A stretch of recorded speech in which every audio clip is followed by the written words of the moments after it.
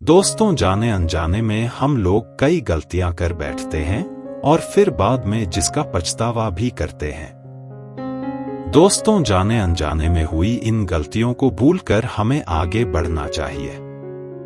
अगर दुख देने वाली बातों पर ही टिके रहेंगे तो जीवन का दुख कभी भी दूर नहीं हो पाएगा। इसीलिए बुरी बातों पर नहीं, अच्छी बातों पर ध्यान देना चाहिए। इस संबंध में एक कथा प्रचलित है जो मैं आपको सुनाता हूं, ध्यान से सुनिएगा। आपको बहुत हिम्मत मिलेगी और जिंदगी में जरूर आगे बढ़ोगे। तो दोस्तों, पुराने समय में किसी गुरुकुल में एक शिष्य बहुत उदास रहता था। उसके गुरु उसे रोज देखते लेकिन सोचते कि कुछ दिनों में इसका मन ठीक हो जाएगा। काफी दिन बीत जाने के बाद भी शिष्य आश्रम में दुखी ही रहता था। एक दिन गुरु ने उससे कहा कि आज शाम को तुम मेरे पास आना, मुझे कुछ बात करनी है। शाम को पढ़ाई पूरी होने के बाद शिष्य गुरु के पास पहुंचा तो गुरु ने उससे कहा कि तुम इतना उदास क्यों रहते हो। शिष्य बोला, गुरुजी, बीते समय में मेरे परिवार में बहुत परेशानियां एक साथ आ गई थी।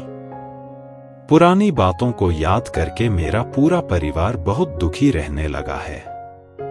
उन्हें याद करके मैं यहाँ दुखी रहता हूँ। मेरा मन पढ़ाई में भी नहीं लग पाता है। गुरु ने कहा, क्या तुम नींबू शरबत पियोगे? उससे तुम्हें अच्छा महसूस होगा।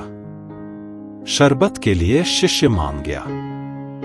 गुरु ने नींबू शरबत बनाया और जानबूझकर उसमें नमक ज्यादा डाल दिया। शिष्य ने जैसे ही थोड़ा सा शरबत पिया तो ज्यादा नमक की वजह से उसका मुंह बिगड़ गया। उसने गुरु से कहा, गुरुजी, इसमें नमक बहुत ज्यादा हो गया है।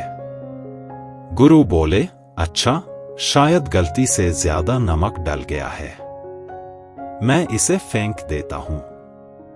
फिर दूसरा शरबत बना लेते हैं। शिष्य बोला, गुरुजी, इसे फेंकने की जरूरत नहीं है, इसमें थोड़ी शक्कर डाल देंगे तो मिठास से शरबत का खारापन कम हो जाएगा और हम इसे पी सकेंगे। गुरु बोले, बिल्कुल सही बात है।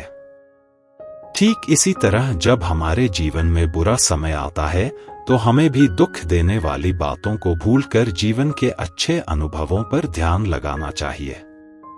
ऐसा करने से बुरे समय में भी हमारी सोच सकारात्मक रहती है। अगर हम बीते समय की दुख देने वाली बातों पर ही टिके रहेंगे तो जीवन का दुख कभी खत्म ही नहीं हो पाएगा। इसीलिए सिर्फ अच्छी बातों पर ध्यान लगाना चाहिए।